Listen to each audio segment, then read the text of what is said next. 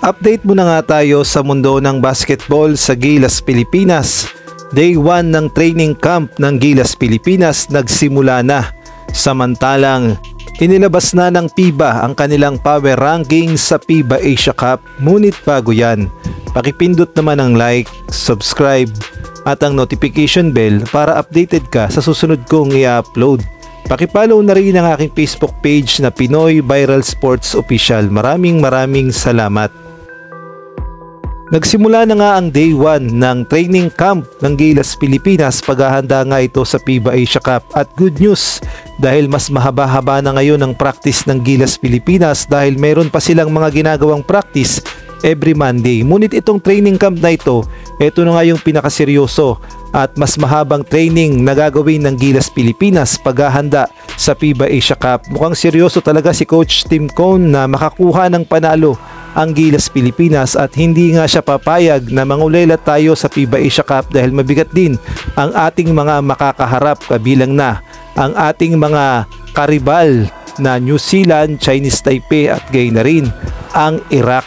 Samantalang ang Adidas naman ay nagbigay na ng mga uniform sa Gilas, Pilipinas players at masasabi nating napakaganda at napakagalante talaga ng Adidas. At eto nga, breaking news, naglabas na ng power rankings ang FIBA Asia Cup. Paglilinaw lang, ang power rankings na ito ay base lamang sa FIBA Asia Cup at hindi nga ito yung FIBA World Rankings. At atin ngang tignan kung saan ba napunta ang Gilas, Pilipinas.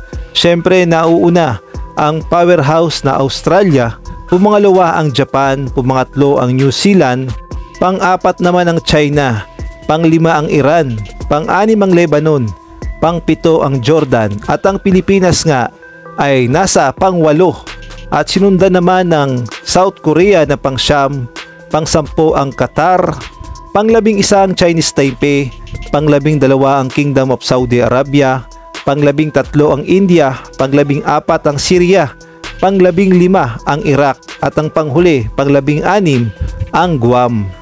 At ang power rankings na ito ay binase nga ng FIBA sa lakas at kakayanan ng isang team na lalaban sa FIBA Asia Cup at para nga sa kanila ay pang-walo lamang ang Pilipinas, although makatwira naman na number 1 ang Australia at masasabi nating malakas naman talaga ang Japan kaya deserve nilang number 2 at ang New Zealand ay pangatlo. Ngunit yung China, Iran, Lebanon, Jordan, alam naman natin na tinatalo lang ng Pilipinas yan, para bang may mekos-mekos na nangyari sa rankings na yan.